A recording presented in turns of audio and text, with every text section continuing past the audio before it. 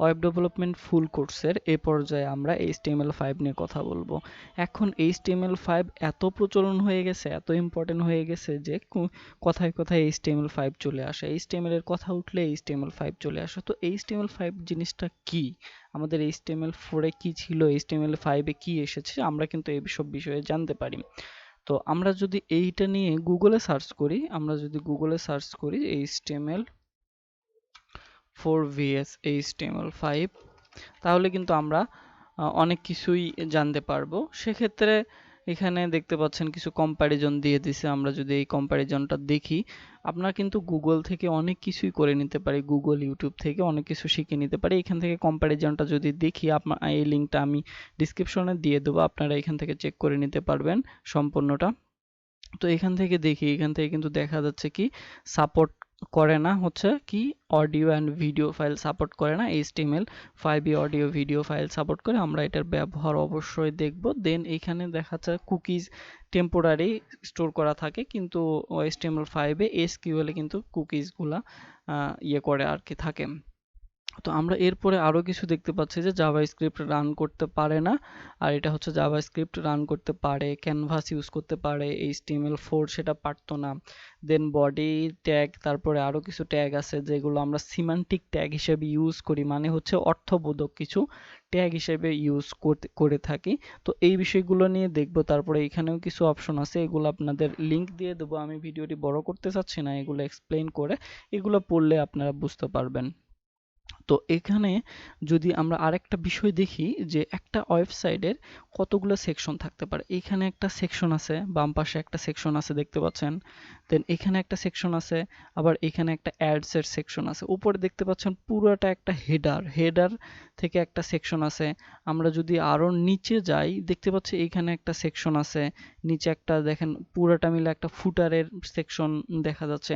তো এই সেকশনগুলোকে আমরা যদি HTML4 এ বা তারও আগের HTML এ করতে যাই, তাহলে পুরোটাকে প্রথমে একটা ডিভ ধরে নিতাম, নিয়ে কাজ করতাম, এটাও একটা ডিভ ধরে নিতাম, নিয়ে আমরা কাজ করতে পারতাম। দেন ফুটারে গেলে ফুটারকেও কিন্তু একটা ডিভ ধরে নিয়ে কাজ করতাম। কিন্তু HTML5 এ কি হচ্ছে যে এই ফুটারটা আছে না, এই ফুটারটাকে আমরা ফুটার ট্যাগ দিয়ে লিখবো, তাহলে বুঝতে সুবিধা হবে যে এখানে একটা ফুটার আছে, এটাই একটা ফুটার। আমরা যদি ফুটার ট্যাগ দিয়ে লিখি তাহলে ফুটার, তারপরেও যদি সামনে গিয়ে হেডারটাকে দেখি, এখানে হেডার দিয়ে আমরা পুরোটাকে লিখব যে এটা হচ্ছে হেডার। তাহলে আমরা HTML এর দিকে তাকালেই বুঝতে পারবো কোন সেকশনে কোনটার কোড লেখা আছে। দেন হেডারের কোড কোন সেকশনে লেখা আছে আমরা হেডার দেখলে বুঝতে পারতেছি। তো এইগুলাই অনেকটা ইমপ্রুভমেন্ট করছে আমাদের সিম্যান্টিক ট্যাগগুলোর মাধ্যমে HTML5 এ। তো এখানে বিষয়গুলো দেখে নেই। চলেন আমরা যদি ভিজুয়াল স্টুডিও কোডে যাই, এখানে একটা ফোল্ডার তৈরি করে নেই, HTML5 নামের একটা ফোল্ডার তৈরি করে নেই। আচ্ছা, এখানে HTML5, ওকে, ও HTML5 আছে এখানে, আমরা একটা ফোল্ডার তৈরি করে নেব না। এখানে তৈরি করা আছে একটা ফোল্ডার, আমরা এখান থেকে লিখতে পারি যে semantic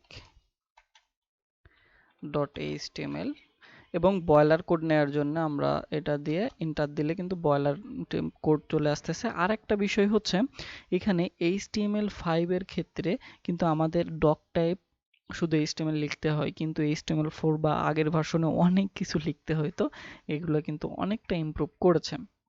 তো আমরা এখানে একটা হেডার যদি দেই, যে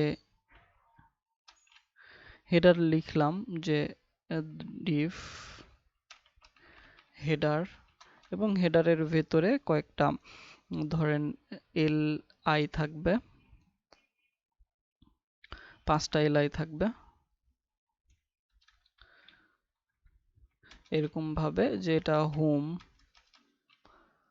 হোম থাকবে, দেন আরেকটা li থাকবে, এরকম কয়েকটা li থাকবে, এরকম কয়েকটা li থাকবে, সেগুলো হচ্ছে আমাদের হেডারের ভিতরে থাকবে। হোম থাকবে, অ্যাবাউট থাকবে, দেন এইখানে যদি বলে দেই এটা হচ্ছে কি, এটা আমাদের কন্টাক্ট আস থাকবে, ওকে।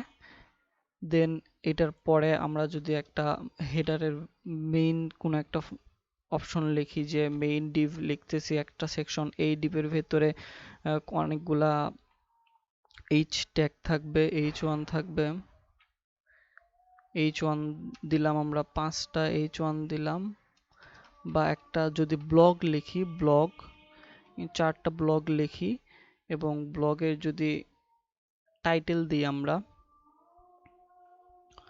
তাহলে h1 টাইটেল দিলাম ব্লগের, দিয়ে লিখলাম ব্লগ, দেন একটা ডলার সাইন দিলাম। আমরা এমবেডের মাধ্যমে করতেছি। এরপরে আমরা প্লাস দিয়ে কি পি ট্যাগ অ্যাড করতে পারি, পি দিলাম, দিয়ে এখানে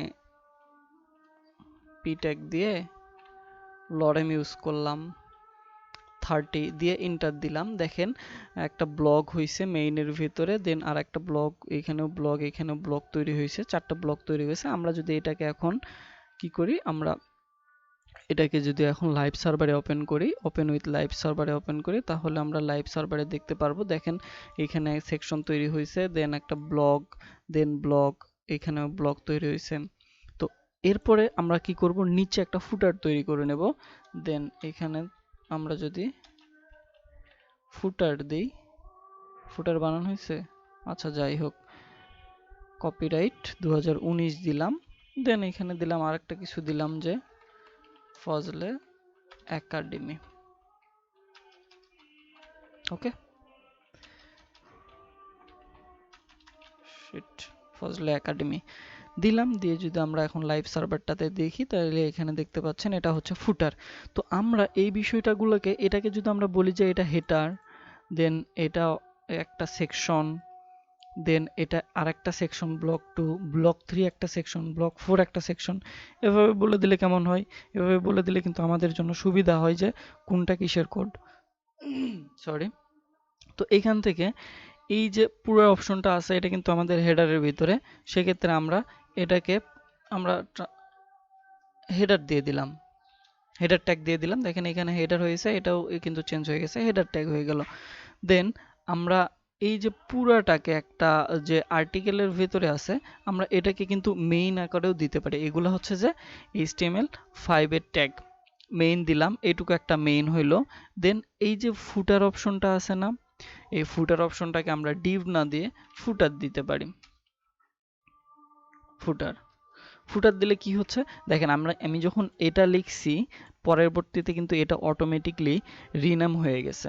তো ক্লোজ ট্যাগ রিনাম নামের কিছু এক্সটেনশন আছে, এই এক্সটেনশনগুলা আপনারা ইনস্টল করে নেবেন, যেমন auto close tag, auto complete tag, এই দুটোর মাধ্যমে আমরা কিন্তু এটা করে নিচ্ছি।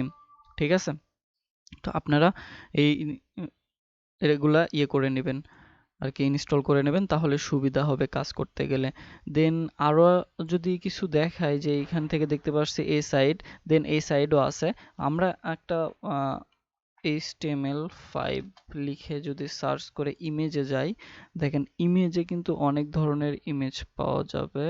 আমরা যদি HTML5 ভিস HTML4 দেন ইমেজ সার্চ করি, এই যে এখানে দেখতে পাচ্ছেন আমাদের HTML5 এ 4 এ কিন্তু স্ট্রাকচারটা কি ছিল, ডিভ দিয়েছিল, এখানেও ডিভ ছিল, এখানেও ডিভ ছিল, সবগুলাতে ডিভ ছিল। আমরা ক্লাসের ভেতরে বলে দিতাম কোনটা কিসের ডিভ, কিন্তু আমরা এখানে কিন্তু দেখতে পাচ্ছেন যে হেডারকে হেডার ট্যাগ দিয়ে লিখতে পারতেছি, ন্যাপকে ন্যাপ ট্যাগ দিয়ে লিখতে পারতেছি, আর্টিকেলকে আর্টিকেল ট্যাগ দিয়ে লিখতে পারতেছি, ফুটারকে ফুটার ট্যাগ দিয়ে লিখতে পারতেছি। আর আর্টিকেল ট্যাগ কিরকম, যে আমরা এই যে মেইন ট্যাগটা দিছি না, মেইন ট্যাগটার ভিতরে এইটুকু কিন্তু একটা আর্টিকেল।